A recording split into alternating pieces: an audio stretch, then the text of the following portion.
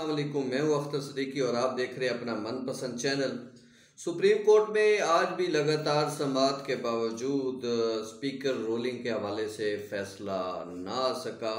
इससे पहले अपोजिशन के वकला ने अपने दलाइल मुकम्मल किए, उसके बाद फिर आज डॉक्टर बाबर अवान और बैरिस्टर अली जफ़र ने भी दलाइल अपने मुकम्मल कर लिए हैं। इसके बाद अब अटार्नी जनरल पाकिस्तान और नईम बुखारी ने जो है वो दलाइल का आगाज़ करना है। और इस दौरान क्या कुछ हुआ और मतीउल्लाह जान और फवाद चौधरी के दरमियान जो नाखुशगवार वाक़या पेश आया, वो उसमें क्या हक़ाइक़ थे और क्या होना चाहिए था। क्या सहाफ़ी जो है वो अपने हर काम में इस तरह की मामलात कर सकता है। और बहरहाल ये सारी बातें इंशाल्लाह इस वीडियो में आप मुलाहिज़ा कर सकेंगे। चीफ जस्टिस उमर अता बंदियाल की सरबराही में 5 रुकनी लार्जर बेंच ने आज दोबारा से दलाइल के लिए जो है वो समाअत का आगाज़ किया। तो इस दौरान डॉक्टर बाबर अवान जो है वो पेश हुए और उन्होंने दलाइल देते हुए मौक़िफ़ इख्तियार किया कि कोई भी पाकिस्तानी शहरी, चाहे वो किसी तरह की हैसियत का हामिल हो, वो अपने मुल्क से वफ़ादारी करने का पाबंद है। और जो मुल्क का वफ़ादार नहीं, वो आइन और कानून का भी वफ़ादार नहीं। उन्होंने कुछ मामलात की तरफ तवज्जो दिलाई और पीछे सियाक़ो सबाक़ जब बताने की कोशिश की तो इस पे चीफ जस्टिस उमर अता बंदियाल ने कहा कि आप वाक़याती शवाहिद की तरफ ना जाएं, आप ये बताएं कि ये जो आर्टिकल 95 है क्या उसकी खिलाफ वर्जी हुई है या नहीं। इस पे बाबर अवान ने कहा कि सूरत हाल अगर देखी जाए तो स्पीकर की जो रूलिंग थी वो आइन के मुताबिक थी और उसको चैलेंज सुप्रीम कोर्ट में नहीं किया जा सकता। सुप्रीम कोर्ट इस हवाले से फैसला नहीं दे सकती। बहरहाल उन्होंने अपने दलाइल में इसी बात की तरफ इशारा किया है कि हमें अब आवाम की तरफ जाना चाहिए और अदालत भी जो है अब लोगों को, सियासतदानों को इस मामले में मज़ीद उलझन का शिकार करने की बजाय आवाम की तरफ ले जाने की कोशिश करे। इसके बाद जो है वो बैरिस्टर अली ज़फ़र पेश हुए तो उन्होंने कहा कि ये जो दरख्वास्तें आई हैं ये नाकाबिले समाअत हैं और स्पीकर की रूलिंग को सुप्रीम कोर्ट में चैलेंज नहीं किया जा सकता। स्पीकर ने जो कहा दुरुस्त कहा और उनको किसी तौर पे भी चैलेंज नहीं हो सकते। इस पे चीफ जस्टिस ने कहा कि आपका नुक्ता बहुत दिलचस्प है कि अगर एक गैर आइनी काम भी हुआ हो तब भी आप कह रहे हैं कि रूलिंग सही है, रूलिंग स्पीकर की दुरुस्त है और कानून के मुताबिक है। और अगर अक्सरियत सारी एक तरफ हो और स्पीकर सिर्फ एक तरफ हो तो फिर क्या होगा। इस पे बैरिस्टर अली ज़फ़र ने जो है वो दलाइल में मौक़िफ़ इख्तियार किया कि अगर वोटिंग कम हो और अक्सरियत थोड़ी हो और लोग मेंबरान कम हो और स्पीकर अदम एतमाद को कामयाब करार दे दे तो फिर क्या होगा।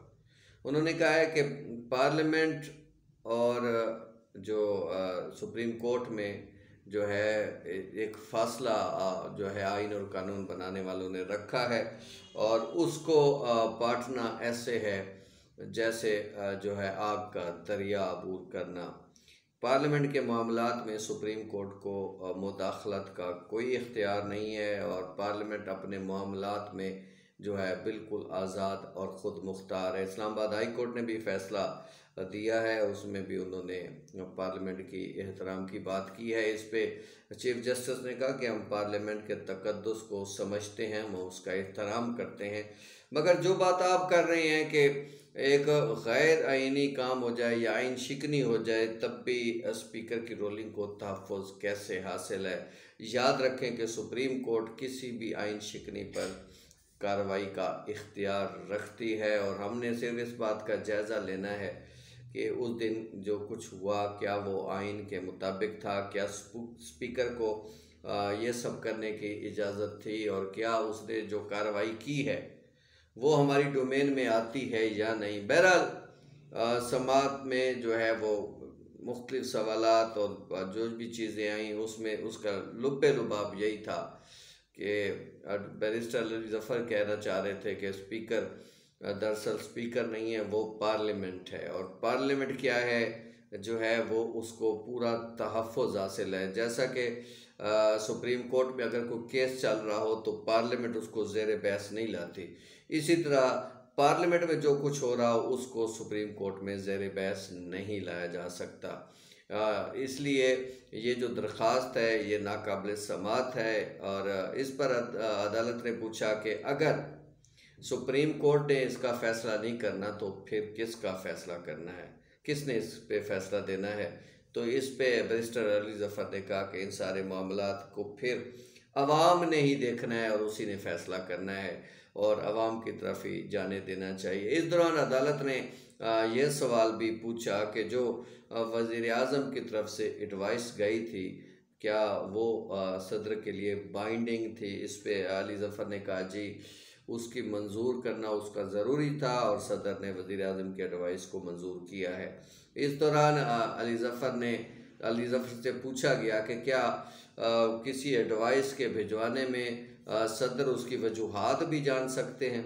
इस पर अली ज़फ़र ने कहा कि सदर का काम महज जो है आई हुई एडवाइस को मंजूर करना है और उस पर अमल दरामद करना है, और वो इसकी वजूहात जो है वो नहीं जान सकते।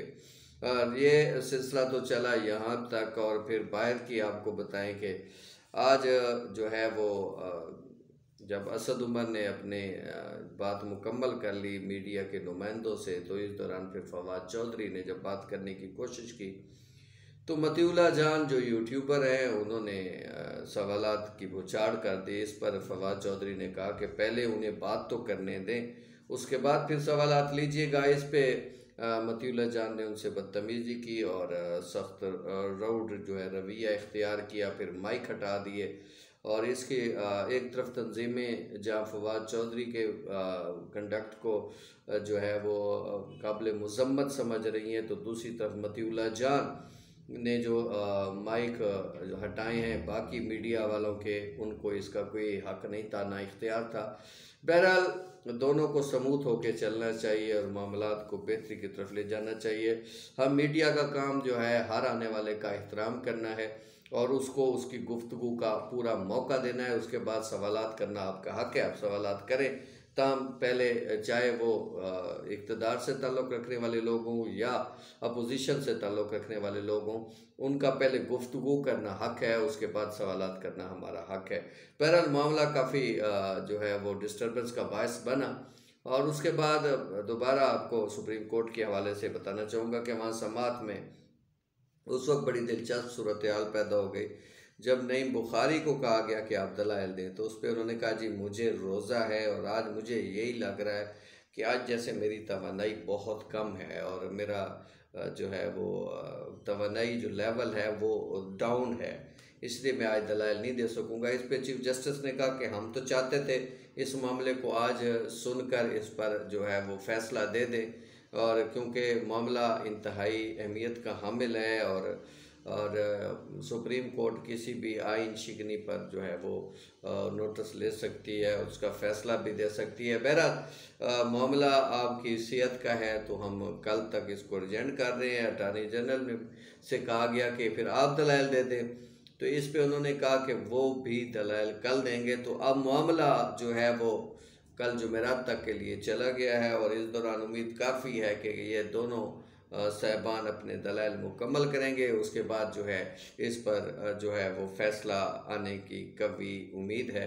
अब देखना यह है कि सुप्रीम कोर्ट क्या पार्लियामेंट के डोमेन में ख़ुद को दाखिल करती है और क्या स्पीकर की रूलिंग को वो खिलाफ आइन और कानून करार देती है। अगर खिलाफ आइन और कानून करार देती है तो क्या पार्लियामेंट की कार्रवाई फिर वहीं से शुरू होगी जहाँ पे ख़त्म हुई थी और तरीके अदम एतमाद पर वोटिंग हो रही थी और होने जा रही थी। ये और बात है कि अभी तक इस तरीके अदम एतमाद पे बहस नहीं हो सकी, और आर्टिकल 5 के तहत जो फवाद चौधरी ने बात की और फिर जो स्पीकर ने रूलिंग देकर मामला निपटा दिया, तो क्या ये वापस उसी जगह से शुरू होगी जहाँ पे ख़त्म हुई थी, और इतने दिनों में जो आइनी तौर पे गैप पैदा हो गया है उसको किस तरीके से पूरा करना होगा, क्योंकि 7 रोज़ के अंदर अंदर वोटिंग कराना होती है। और अब 7 रोज़ तो क्या, अब 11-12 रोज़ हो गए हैं इस सारे मामले को। और वज़ीर आज़म भी जो है वो एडवाइस दे के असम्बली फ़ारिग करा चुके हैं। दूसरी तरफ सदर वो असम्बली तोड़ चुके हैं, और फिर सदर जो है वो अपोजिशन और हुकूमत दोनों को जो है वो इसके नई निगरान हुकूमत के क़याम के लिए, मुशावरत के लिए भी कह चुके हैं। हुकूमत जो है वो जस्टिस रिटायर जो पिछले चीफ जस्टिस गुज़रे हैं उनके हवाले से बात कर रही है। और जबकि जो अपोजिशन है अभी तक उन्होंने ना मानू की जो है ना रट लगाई हुई है। क्या होता है आने वाले दिनों में, और क्या इस केस का फ़ैसला हो सकता है। जहाँ तक मेरी नाक़िस अक़ल समझ रही है, सुप्रीम कोर्ट मामलात में इस बात का ज़रूर जायज़ा ले रही है कि उनके इस फ़ैसले से जो है वो पार्लियामेंट पे कितना असर होगा, और मुल्क पे क्या असर होगा, सिक्योरिटी के हवाले से क्या असर होगा। इन सारे मामलात का जायज़ा लेने के बाद ही सुप्रीम कोर्ट इस पे फ़ैसला देगी। जब फ़ैसला आएगा तो इंशाल्लाह उस पर भी हम कमेंट करेंगे और आपको तफसीलात से आगाह करेंगे। उस वक्त तक के लिए इजाज़त दीजिए। अल्लाह हाफ़िज़।